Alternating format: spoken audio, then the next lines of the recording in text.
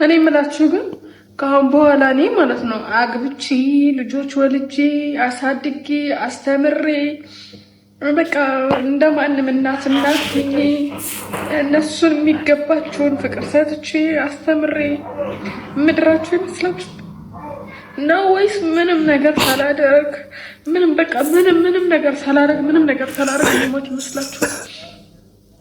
አንዳንዴ ማርያምን ይገርመኛልና እስካድግ ቸኩዬ በቃ ሁሉም ነገር ቀላል ነበር የሚመስለኝ እና ያ ነገር የቸኮልኩለት ነገር ልክ የምፈልግበት ገት ላይ ስደርስ ያ ፍላጎት ያ ህልም ያ ምኞት ያ ነበር ተስፋ በሙሉ ማለት እንደሚወስዱ አላውቅም። በቃ ህልም ብሎ ይጠፋል በእውነት ግን ምን አይነት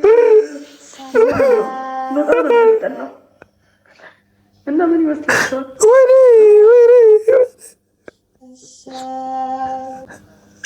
እኛ ምንድን ነው የምናውቀው ስለዚህ ጉዳይ? እኛ ነው የምትጠይቅኝ? እኛ በምናውቃለን ታዲያ እንዴ? እኛን እንዴት ተራራገናኝ?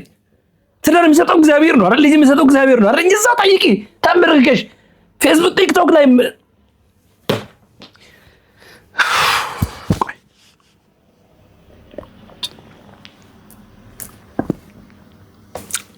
አትጠይቁኝ።